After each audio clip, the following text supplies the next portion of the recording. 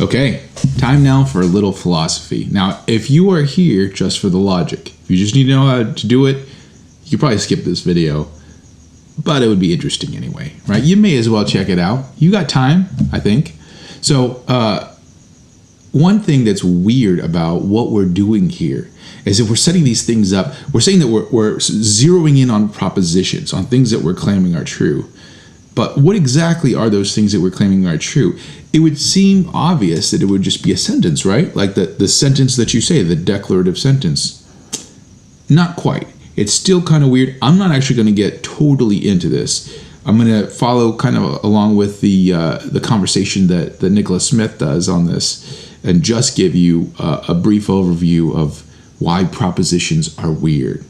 So let's start off with making an important philosophical distinction, the distinction between types and tokens. Now, I'm going to throw some words, or I should say, I'm going to throw something on the screen. Yeah, let's say it that way. Throw something on the screen. You tell me, how many words do you see? Now, if you said 2, it makes sense, right? Because you see 1, 2. But if you said 1, that would also seem to make sense, right? It's just the same word that's on the screen twice, right?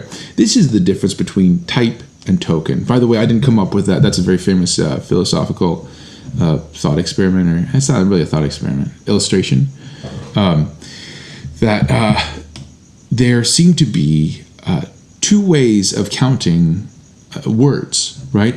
A type would be the kind of a word, right? And the kind of a word isn't this specific one right here that I can point to, right? It doesn't seem like it's any specific place in time. It seems like it would be that kind of a word, whether or not there are any instances of that word anywhere to speak of. It seems like it, right? Maybe it's not the case, but at least it seems like the word the would be the word the, even if I didn't write the word the anywhere in the universe. If no one was speaking it, if it hadn't been written down, it seems like you'd still have that type, right? And it seems like that's also something that is instanced, right?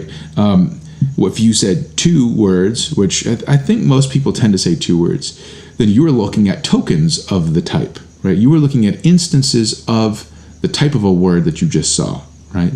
The word the. And those things do have a specific place, a specific time. They are either, they're physical, right? They're either made of sound vibrations or they're made of ink and paper or something like that. That is the difference between a word type and a word token.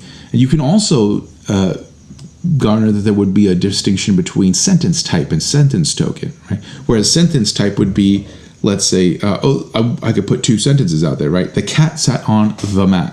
And when I say the cat sat on the mat, I could write it out. That's one token of the sentence. I could write it a second time, another token of the sentence, but they're both the same type of sentence, the same kind of sentence, right? So there's the same distinction, type, token distinction.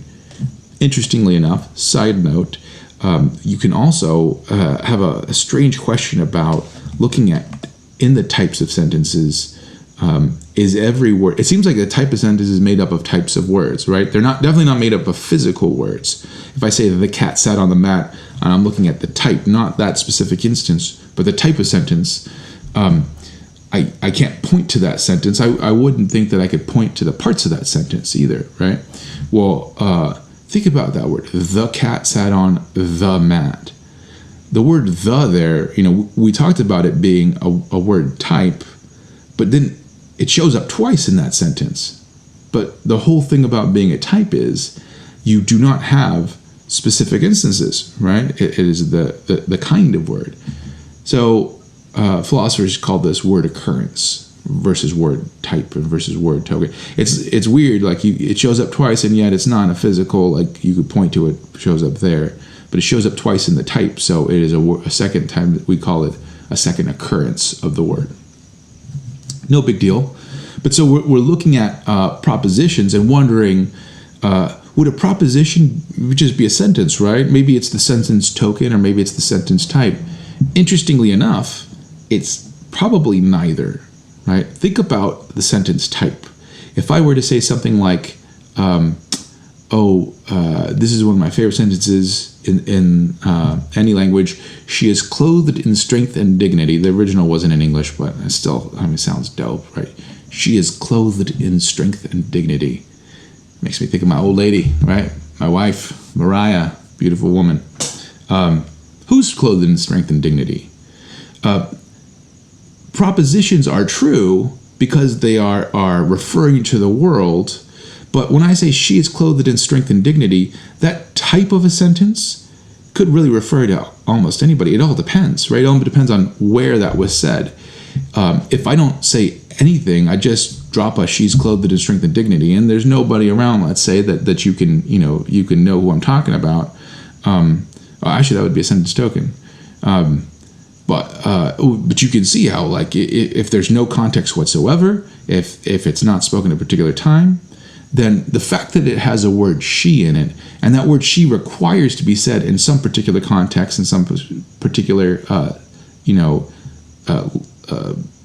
sentence, paragraph structure, or some particular situation, you can see that sentence types don't have to be true or false. And yet, the proposition, she is clothed in strength and dignity, would be true or false if I referred to my wife, right? I would say that's a true statement.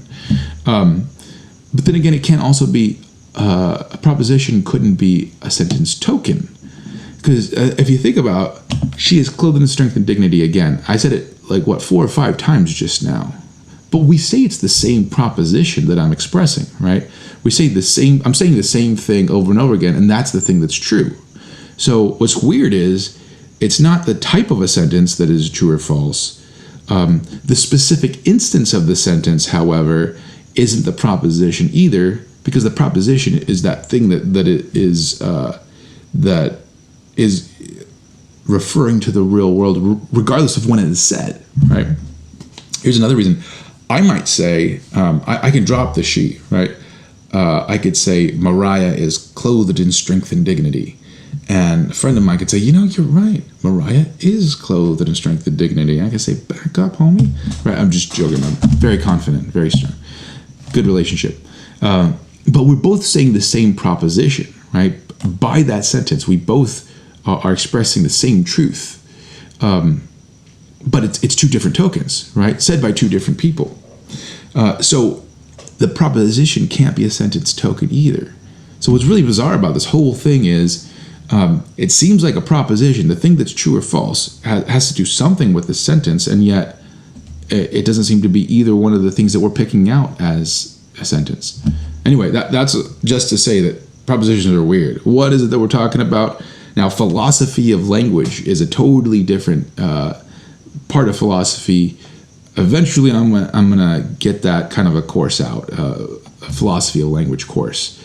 Fascinating. You wouldn't think that it was. It sounds super boring, right? But it actually is very interesting. The way that we make true or false claims, the way that we use language in different. We could say the same thing by using totally different words. We can use the same exact words and mean totally different things, right? I could say she's clothed in strength and dignity, or I can say she's clothed in strength and dignity, and I mean totally opposite things just by the way that I said it, but the same exact words. So philosophy of language, we will eventually get to in my philosophy courses, but again, this is logic, and I'm just giving you a little taste.